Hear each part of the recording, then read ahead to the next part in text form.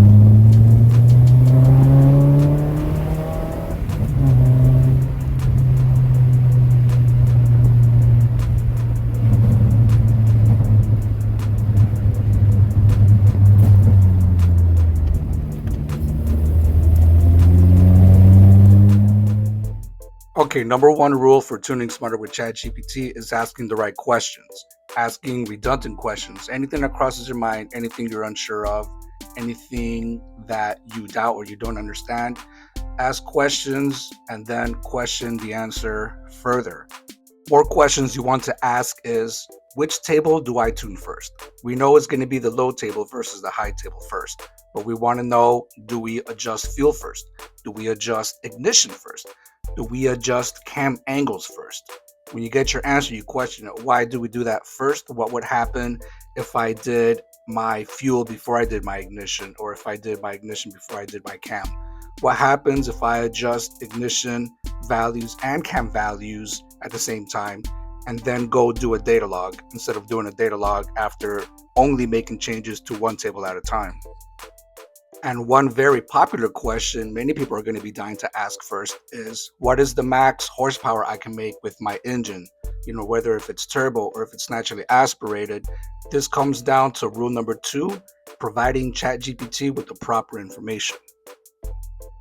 Which now brings us to rule number 2, providing the correct information. Corrupt information in equals corrupt information out. You give inaccurate or inconsistent information, you're going to receive inaccurate and inapplicable information. So the proper way to do this is to inform ChatGPT of your build's information, all of the specs.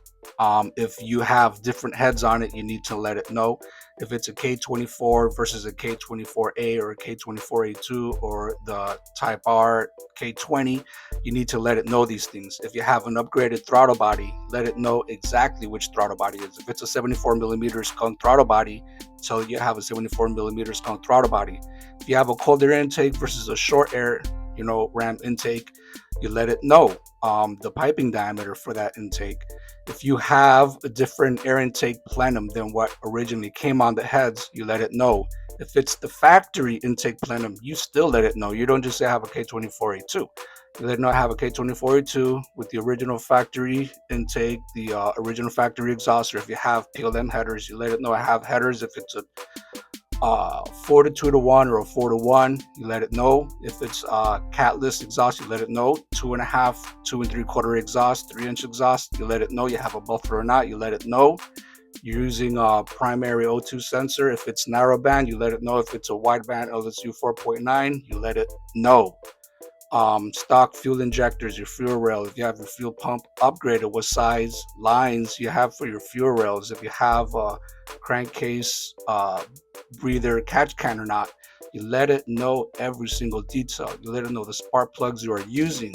You give it the gap specifications of the spark plugs. If you don't know these things, you have to figure out these things yourself first.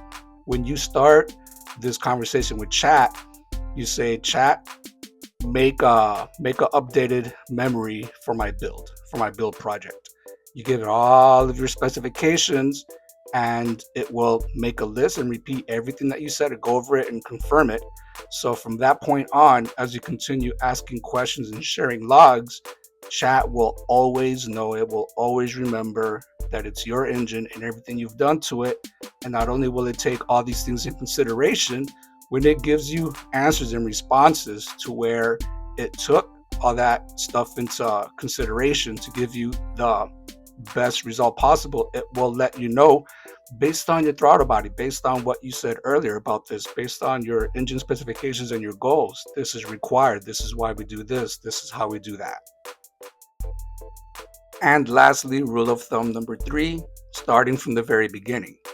And what I mean by that is not to ask GPT for help on your wide open throttle tables, not to start working on your VTEC crossover right away, and to not start working on your high tables or just trying to get to the high point.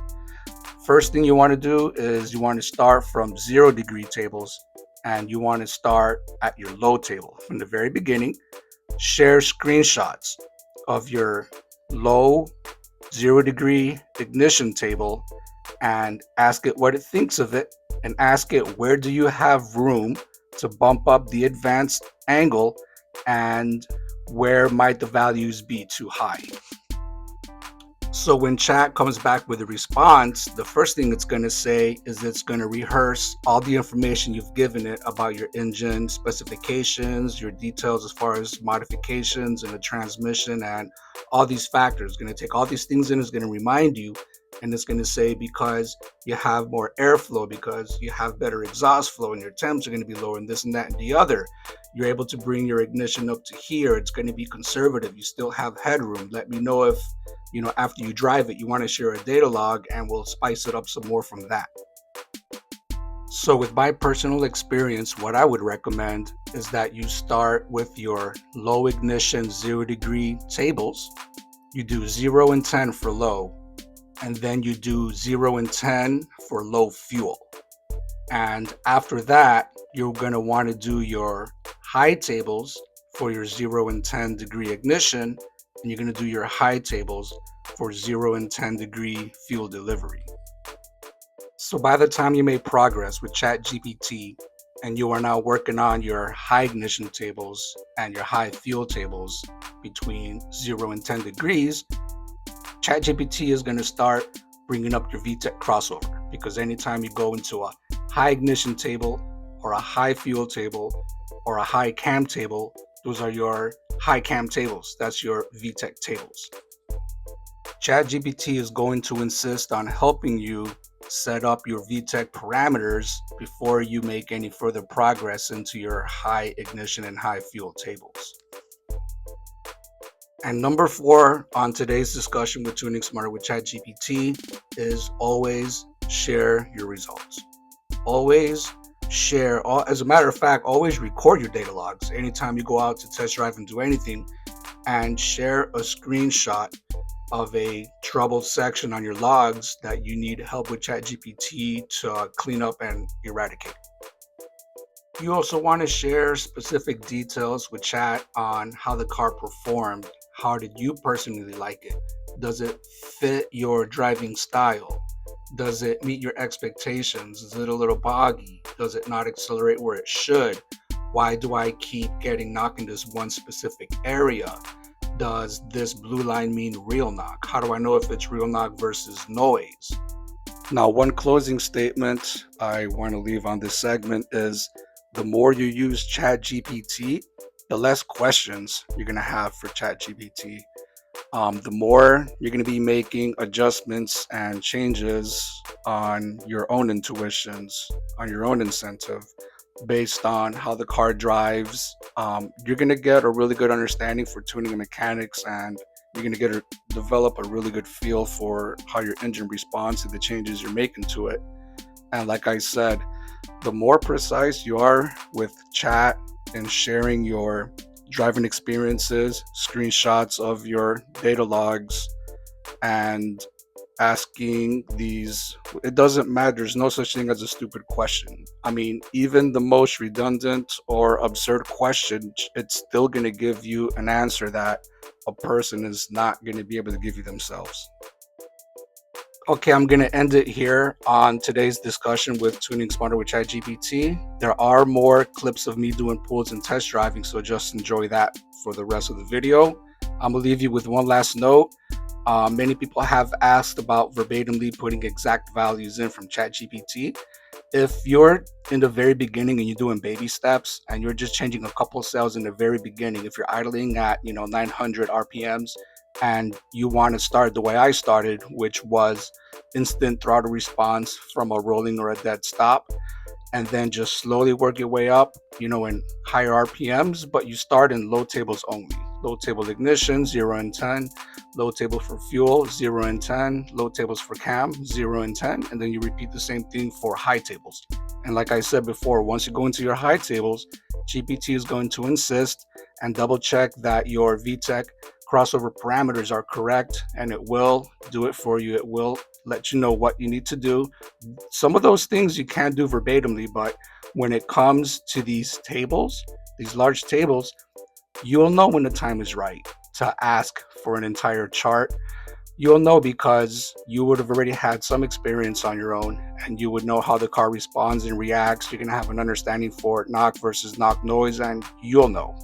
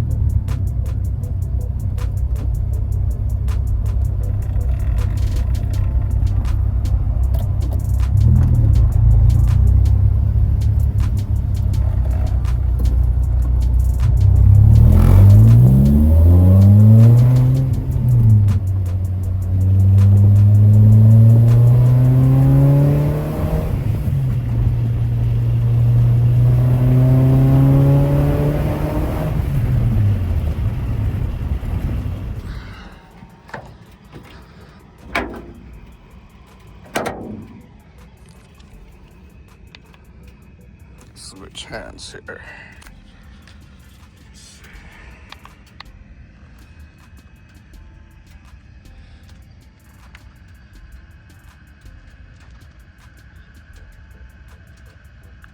$3.40. I'm shaking a little. Trying to hold both these things.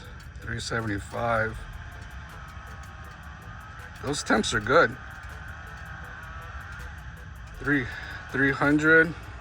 That's the longer runner. That runner's usually cool. They're hotter towards the end. 318. 362. 348. 356. 356. 385. That's the shorter runner. It's going to be a little hotter. That's the longer one, so it's cooler. Up against the heads, they're about 50 degrees cooler.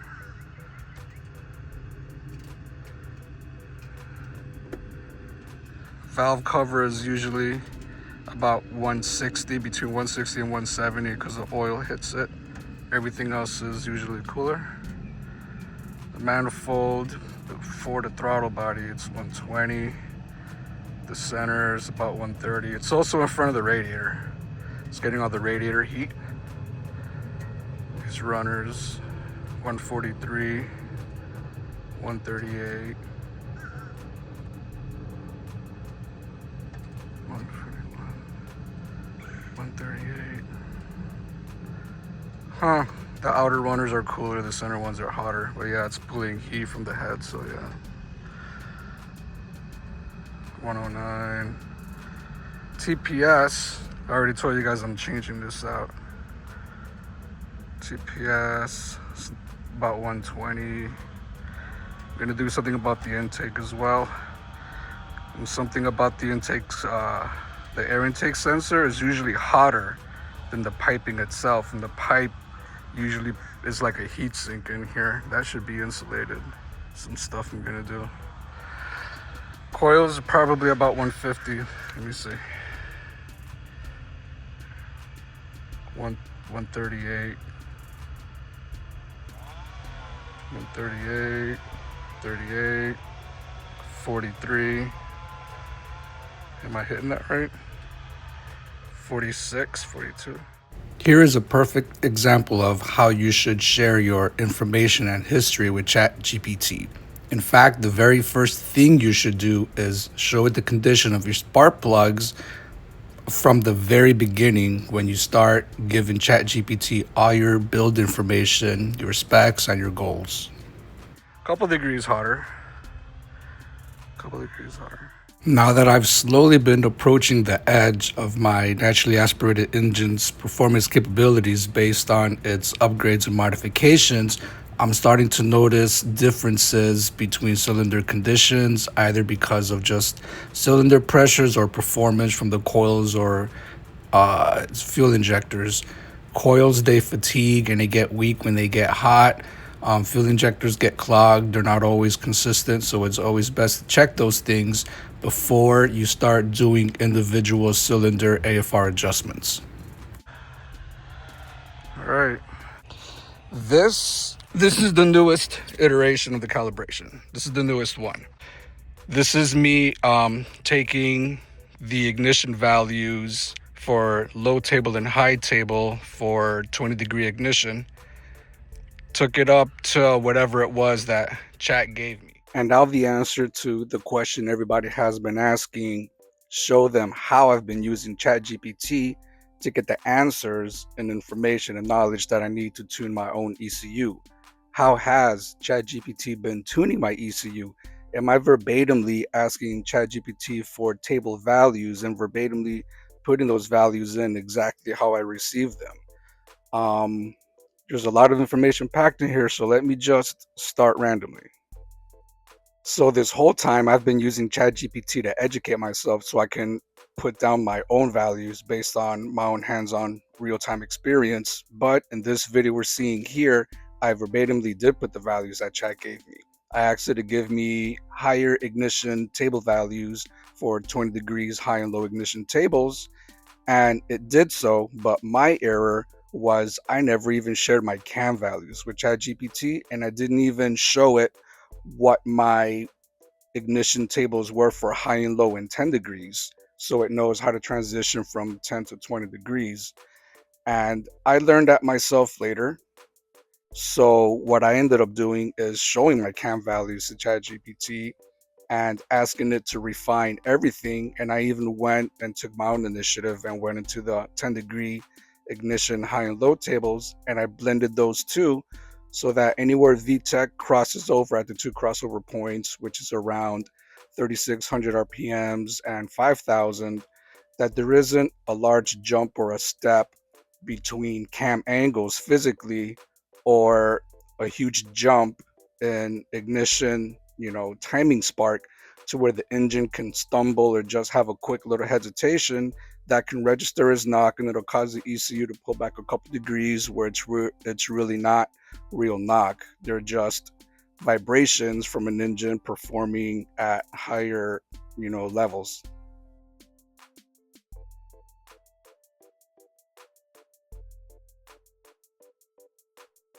So here's a quick look at my search history with ChatGPT. You can see what the recent questions or discussions have been with chat going back to last month, 2 months back, and 3 months back.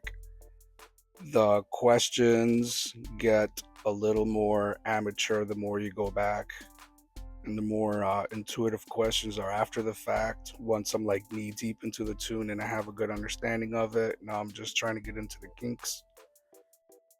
The best way for me to get across to everybody how I was able to use Chat GPT to get reliable, actual answers I can use so I can make tuning and calibration decisions at my own discretion is going to look something like this. Right? But my mistake was I didn't even show chat my ignition tables for 10 degrees. So it really didn't know what the progress was of the tables. And I did not show it neither of my cam value tables. So the values that chat gave me was kind of like a shot in the dark, but it wasn't too bad of a shot because everything I did it together with chat, and it has a history of everything that I've done with it and all that. So I drove it and I liked it, and I still had room to go. I asked it to bump it up again, but it only bumped it up from 60 kilopascal to 100. It's like, so when you're into high speeds, high RPMs, and your high tables where you get the power. And I was putting it in, but I didn't like the way it transitioned. And my ignition tables, I really hadn't put that much time into it. So I just took the incentive and I spent like an entire day just fine-tuning those numbers and blending them out nice and smooth and being sure that they progress properly into the next table and into the next degree, high and low, just all these things. And the car is just so responsive. It's running so good, but there's not much I can get through on the camera, and I don't want to beat on the car every time and, popping the clutch every shift. This is a long-term thing, I don't have money for repeated parts. I'm saving up for new parts. So sometimes I shift it aggressively and sometimes I don't. Anytime I shift it aggressively, because this entire build is so stiff, that it goes straight to the knock sensor. It fields it, it goes from the wheels to the transmission, and it just rattles everything, and it just shows up. So the runs that you saw in the beginning of this video, I was shifting gradually, because if I see knock, as soon as the TPS goes down and the RPMs go up, I need to know if it's actual knock or if it's just vibrations. So that's why I've driven it like that. Also, this has been helping me a lot. I have what I need to see here so that I can just keep my eyes on the road and I don't have to look at the tablet while I'm doing pulls and logging and doing stuff. So this lets me know if I hit knock or whatever. And my check engine cell, I have it enabled to turn on through V4. If I get an actual knock count, my check light comes on. If I go in 2 leans of a condition, I get a rev cut. I have all that stuff, sensitivity adjusted and all that. So this has all been baby steps, little by little. Would I have attempted to do a map like this when I first started? Absolutely not. I'm like in the parking lot. Low commitment, low risk. Baby steps at a time. This is what the 20-degree fuel table used to look like on the original base map, and this is for low speed fuel. So this is the low fuel table on 20 degrees, and we're going to look at the low fuel table on 20 degrees for the map I have now. And if we take a look at the 3D image of that map, you can kind of see how more fluid the revised one is with less kinks in it. Now, it's not about making it pretty. It's about making it smooth and consistent and accurate. And the end result is going to give you a smooth, blended, and consistent map. But these are all going to have their own shape. And some of these columns here, these values, like if I was to just randomly click on one, if I was to just click on that cube, which is this guy right here, and I wanted to make minor adjustments, let's say, oh, I'm slightly rich, I just want to lean it up a hair, and you're at 2613 and you make it at 2600, that's not enough of a difference to see that little cell move up or down. Some of these changes are so small that you will only notice it in the actual AFR readings on your data logs. So it would be easier for me to show you guys how I learned how to tune and show you what I know so you can get on that same rhythm, but that's not what this video was requested for. This is people wanting to know how can they use chat gpt, or at least me prove what I'm saying, prove my claims, not just say that I've had tuning experience and I've been tuning, or that I hired somebody to tune my car and now I'm just tinkering with it, asking chat stupid questions and making videos like clickbait, assuming that chat did all this when it didn't. Well, that's not true. Let me show you something real quick. So the first thing I ever did to tune anything on my car was I started bumping up ignition values. I bumped up ignition values in 10 degrees and mostly in 20 degrees. So this is an image of the map that I originally had before I attempted or did anything. And this is the ignition map for low table 10 degrees. Not too much of a difference. It's more noticeable that I put negative values here for a pop tune on deceleration. We're gonna go to the 20-degree ignition tables. It's the low table on 20-degree ignition. So this is originally what the table looked like before making changes to it. And this is how that table looks now. I'm gonna go to my high ignition on 20 degrees.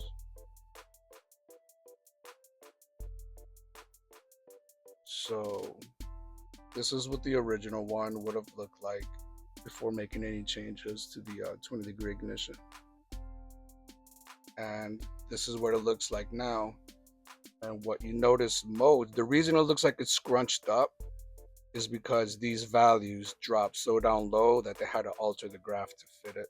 It doesn't mean that I minimized the ignition on it per se. You just got to pay attention to these values here. Now, one thing that you will notice is this large hump that's right here. This is between 35 and 4500 RPM, which is like smack middle in the RPM rev range is where you build most of the torque. So you don't need to worry too much about getting pre-ignition or knock. Not so much pre-ignition, but getting knock by having too high of ignition values too advanced on the higher RPMs. They pretty much drop down to 25 pretty quickly, but between 70 and 80 kilopascals, it's where it's pretty concentrated, this red spot here, which is right where the transition is at. So if I'm looking at 20 degrees low ignition table and 20 degrees high ignition table, you can see that where's crossover? We're a little bit above crossover, so we're gonna come down to 38. That's where my crossover is. So 38.20. I'm gonna come here. So right at the VTEC transition, 20 degrees, because we're at 70 kilopascals, that's gonna push us over to the 20-degree tables. We are lowest value 33, 34, 36, 39. 3, 4, 6, 9. Come here, and we have 33, 36, 38, 40. So it's not too far apart. The VTC cam gear doesn't have to make any huge or radical adjustments at the same time that it's switching over to VTEC. And let's look at our cam values. We go to our cam tables. You can see up here it says 23 cam. Demand is 24, but we're getting 23. That's fine. You can see over here we're between 22, 23, and 24. And when we go into VTEC, which is your high tables, we got 22, 23, 24. Then we got 24, 25, 25. So that's a very smooth transition, and it's just slightly going up in cam value. 25 for my K24A2 is my cam limit. I don't know if I'm ever gonna run the 50 degree. If I do, if I get to it, I'll deal with it. Now this is what my low cam table values would have looked like on the base map before me making any changes to it. And this is how it looks now. That's a huge difference. And this wasn't done in one shot.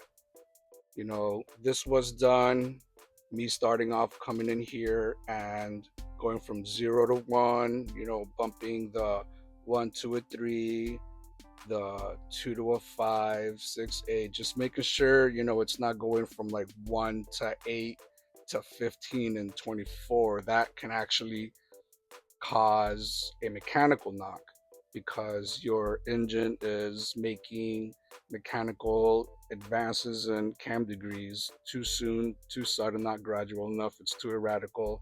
You get erratical engine performance, and that's going to register as knock because knock is pretty erratical, shouldn't be happening at all. We're going to go to the high tables.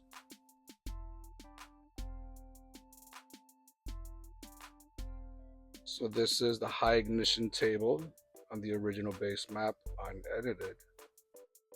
And this is what my high ignition tables look like now. It's a huge difference. So I definitely did a lot more work with the cam. And one rule of thumb that I went with to make these changes at my own discretion, while mind you, I'm using CHAT GPT for all my questions. My only source of information for all my questions have come from chat only. I've mentioned that many times. So, what am I going to tell you right now? We know that people will get the 50-degree camshaft, variable timing gear and put it on the K24. And we're not going to be able to get the full 50 degrees of advance because we're going to come across piston to valve clearances. So we limit it, to 30, anywhere between 30, 35 and 40 degrees just to be safe. I think anything above, maybe even at 40 degrees and up, you should be removing your heads so you can get a clay impression of your valve to piston clearance at that point. But to successfully use that gear for more advance and not worrying about claying your engine to record the clearance you have to know how much advance you can get, you just keep it at 30, 35. If you keep it at 35, that's 10 more degrees of advance, and that's pretty good if you ask me. Now my question is, being that I have upgraded intake and exhaust and throttle body, and I have pretty much as I can do for high flow and NA K24A2. If we're gonna have 50 degrees of cam angle advanced anywhere, that's gonna push the 25 degree further in. It's gonna push the 25 max degree that exists originally. It's gonna push it closer into lower RPMs and closer into lower KPA. So I'm thinking, how far, anywhere that we can have 50 degrees, we can definitely have 25. So I was like, if people are doing that and they're using 50 degrees, I can surely introduce 25 degrees earlier without exceeding limits. So that is how I was able to make these two high and low cam tables. Now, anywhere that I add cam, it may need more fuel, but it may not. You're more likely to need to add more fuel anywhere you add more spark, because having a spark that ignites the fuel earlier, the fuel spends more time after the ignition performing the whole combustion in the chamber before it gets evacuated, and you get more power out of it. You're pulling more power from your fuel, which is heat as a byproduct of it. You're burning more fuel, higher temperature, higher heat comes out. But I learned with some research that by adding cam, sometimes your fuel goes up, sometimes it stays the same, and that's because the air flowing in through the intake runners right at the heads, which is where the injectors are located, it helps vacuum and siphon that fuel from the injectors and carry it further into the cylinder. So it's usually adding spark that causes you to have to add more fuel. Anyway, so last night working on the most aggressive tune, I did a few things to get the tune running really good and responsive, the best it has with such high, cam limits and ignition values. But this long bolt that holds the alternator snapped off and it was hanging by a thread on this other screw. So it's gonna be a couple days before that order comes in. I'm just glad it didn't completely rip off the alternator from the block. And I wasn't even shifting aggressively. I was just, working on pulls. But what I'm dealing with now is these spark plugs.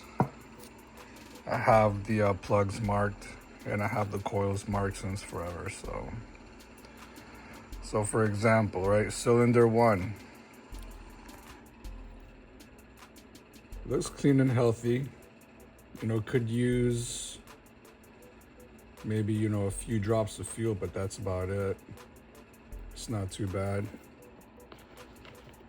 And then we got cylinder 3, which is about the same condition. So it's every other, right? And then 2 and 4, the plugs in between, look kind of like they've been looking from the prior tune with not so much ignition angle. These have a little bit too much fuel. You can see the blackening, the black carbon. They need to be a little bit drier, but they're not bad. It's just that they're not consistent. That's the problem. Now, in this next segment, you're going to see with my interactions with CHAT GPT is regarding the condition of my spark plug for the first revision of the Firecracker tune. The second revision is the one that's giving me spark plug inconsistencies, but what we're going to see is the condition of the spark plug before the inconsistencies. Here's my most recent plug condition pertaining to the newest calibration with raised ignition and low and high 20-degree ignition tables. It required a little bit more fuel in some areas.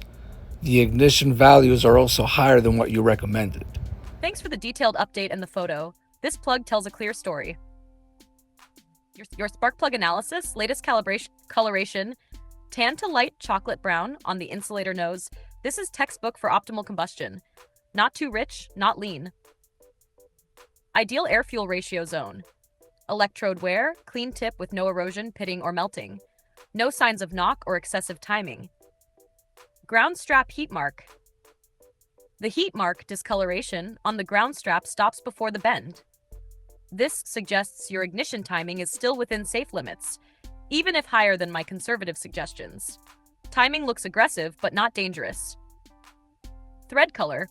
Threads are dark near the crush washer and lighter further up. Indicates proper heat range and fuel control. Final interpretation. Your tune looks safe, clean, and well optimized, even with raised ignition values in both low and high 20 degrees tables. You likely found a great balance of ignition advance and fuel, especially if you dialed in the extra fuel where needed. If you're still tuning further, here are some smart follow-ups. Monitor knock retard if you're logging that with K-Pro during load sweeps, especially near VTEC crossover and MBT range, typically 25 to 36 degrees. Check all 4 plugs for consistency. Cylinder balance matters. Read plugs after a clean watt pull and shut off. No idle time, to avoid idle part throttle masking results. And now I'm going to get ChatGPT's opinion on the spark plug condition for the second version of the Firecracker tune, which is a little bit more cam, a little bit more fuel, a little bit more ignition, and now I'm having spark plug inconsistent readings.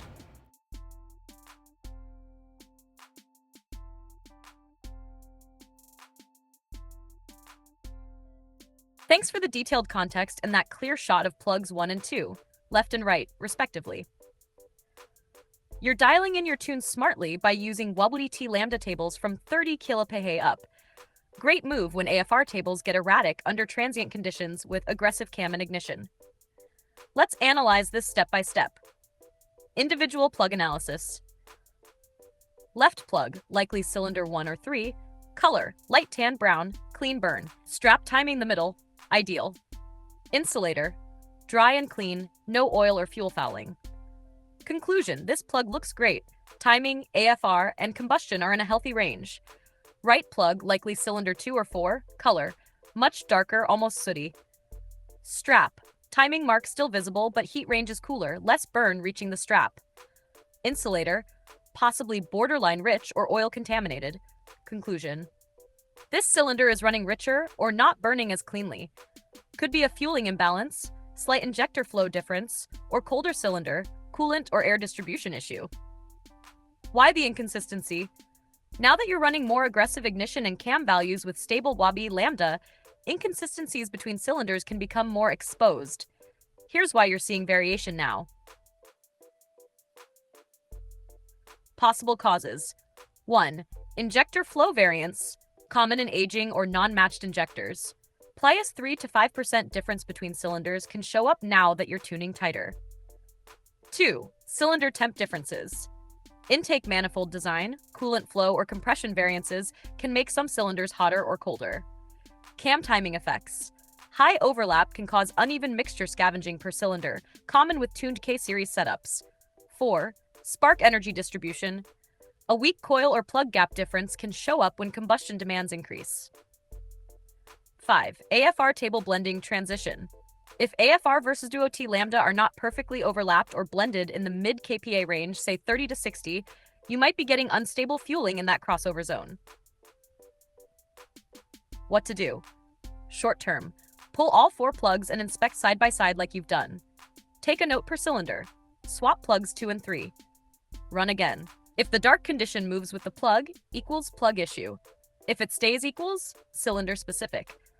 Log AFR per cylinder if you have the option, multi-port wideband or EGT temp probes. If problem stays per cylinder, consider cleaning and flow testing your injectors. Check coil packs or try swapping them too. Use plug chops at steady W in 3rd or 4th gear to isolate how each plug reads under clean load. Final thoughts. Your tuning strategy is sound. The uneven plug coloration isn't necessarily dangerous yet, but it's a sign the engine is no longer running uniformly.